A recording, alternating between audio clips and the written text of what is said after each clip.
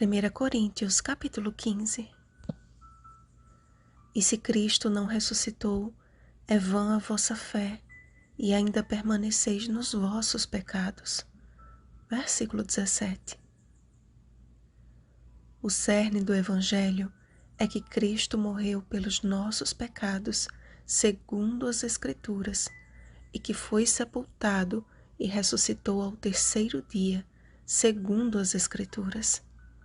Não é de se admirar, portanto, que ele virá buscar aqueles que procuraram viver segundo as Escrituras.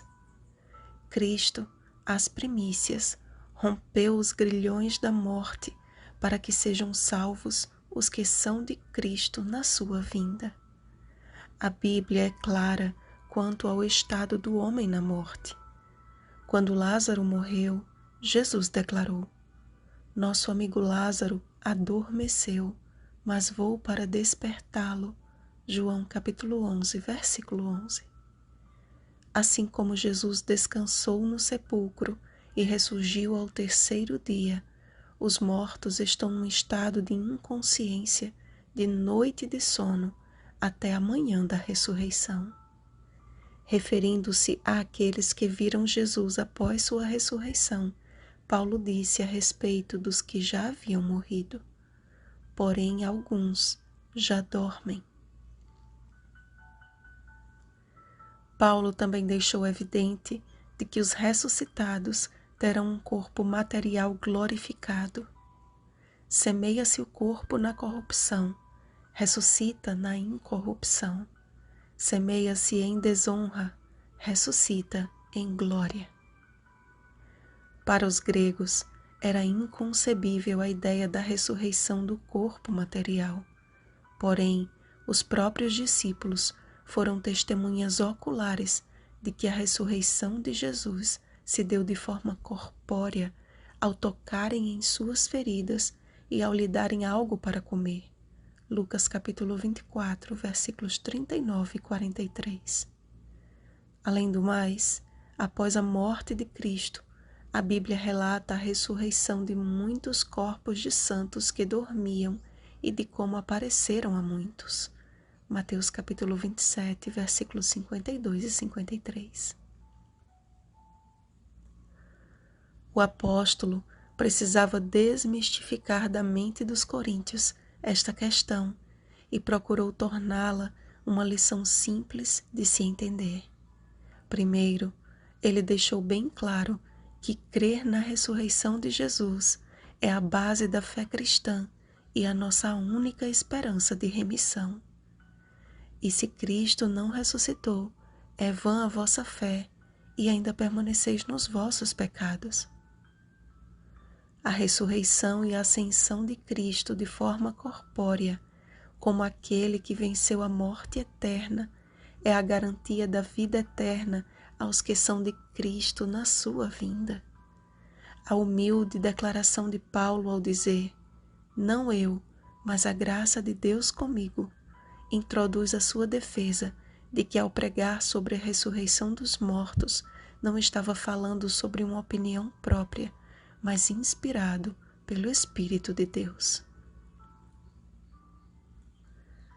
Precisamos ser cautelosos quanto a teorias humanas que acabam minando a nossa fé e lançando por terra as verdades eternas das Escrituras. Não vos enganeis. As más conversações corrompem os bons costumes.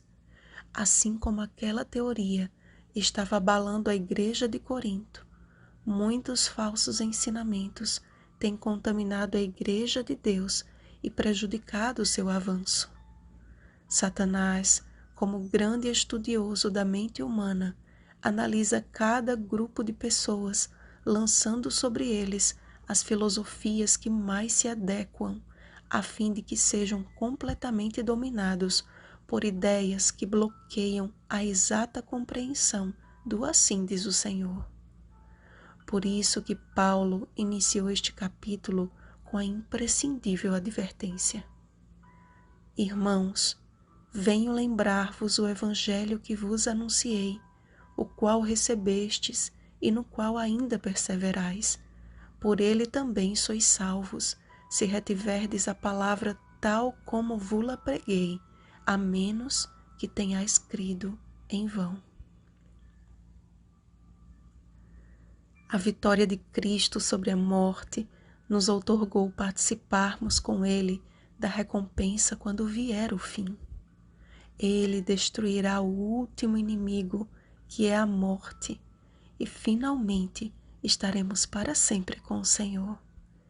Mas se Cristo não ressuscitou, comamos e bebamos, que amanhã morreremos. Percebem a seriedade do contexto? Todo aquele que crê no Salvador ressurreto, que pagou alto preço para nos resgatar deste mundo mau, almeja o dia em que será transformado num abrir e fechar de olhos ao ressoar da última trombeta. Porque é necessário que este corpo corruptível se revista da incorruptibilidade e que o corpo mortal se revista da imortalidade. O batismo por causa dos mortos a que Paulo se refere não faria o menor sentido se o contexto fosse interpretado ao pé da letra, porque em lugar algum na Bíblia fala sobre batismo por procuração. A salvação é individual e intransferível. Porém, há coerência quando a ideia é de que aqueles que aceitam o Evangelho e se batizam tomam o lugar daqueles que já morreram, mas que dormiram na mesma esperança. Ora, se a ressurreição não fosse verdade, para que batizar-se e crer no mesmo Evangelho de mortos que permaneceram mortos? Entendem? A expressão por causa dos mortos seria melhor traduzida no grego como em relação aos mortos, ou seja, o batismo só tem validade real se após a morte para o pecado houver ressurreição para uma vida de santificação. E a única morte de que não necessita ressurreição é a morte para o pecado. Como Paulo, precisamos perseverar no mesmo propósito. Dia após dia morro. O velho homem, este sim, deve ser sepultado para dar lugar à nova criatura em Cristo Jesus. Deus tem chamado um povo sóbrio e justo, que foge do pecado e que pensa mais no semelhante do que em si mesmo, porque alguns ainda não têm conhecimento de Deus, isto digo para vergonha vossa.